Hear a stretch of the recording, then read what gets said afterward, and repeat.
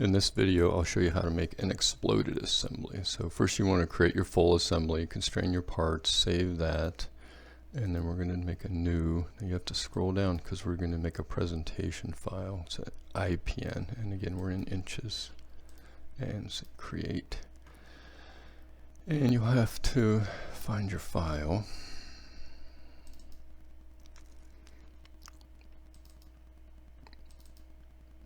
So open up your assembly,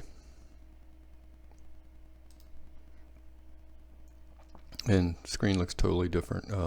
What we're going to do here is click on this thing that says tweak the components, and what you do is click on each piece. So be pretty deliberate about how you're going to do this. Think about exploding it, which is taking it apart. This is kind of in the reverse order that you might put it together, so do it logically. So first thing I'm going to do is take this pin out. So if you click on the pin, you'll see these arrows show up.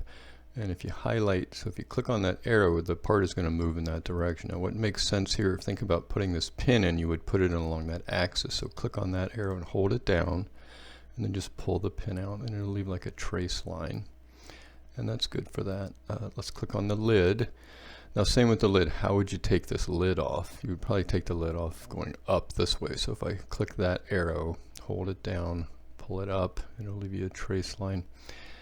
And you want to keep it reasonably close because we want it to fit on the drawing page. So there's only three pieces to this. That's good for that. So I'm just going to check that. And this is kind of interesting because you can do, if you go down here and click on this, it'll do an animation of how to take it apart. So again, that's really great for a presentation. So let's save that as it's exploded. So I'm going to save that. Let's just call that exploded. Save it. And now I'm going to go and open up a new drawing sheet. And I'm not going to put on a D size, obviously. Let's put that on a B size. Alright, go to base view, and our part should pop up. Again, it's an assembly drawing. Typically we're not going to do orthographics. We're going to use an isometric. If you have a lot of parts, you could use multiple isometrics. In this case, we're just going to use one isometric view. I'm going to scale that. Try to fill the page within reason. And I think that looks pretty good. Okay, so let's say okay. So now I want to add, go to annotate, and we're going to add balloons to that. Click on balloon. And then click on each piece. Let's see, so click on your first piece and then say okay, and then move your balloon out. Again, do not put balloons on top of the part. Pull the balloon out a reasonable distance. Don't do silly things like that. When you get it where you want, left click, right click, say continue. Click on the next part, move the balloon out, left click, right click, continue.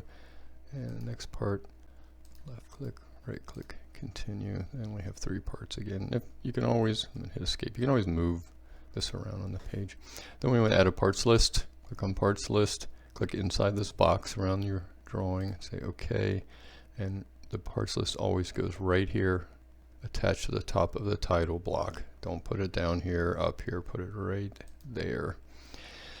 And it's going to show you the balloons that correspond to those parts, and those will be how you saved those drawings. So this is part number, so you should always have a number when you save your drawings. If we double click on this, we can add then description.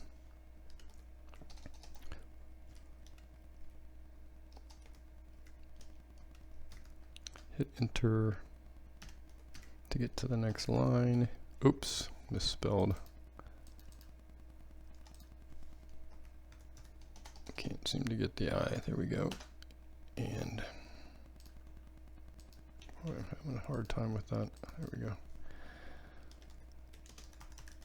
And then just say OK, and that'll update that. And then of course we'll fill out our title block.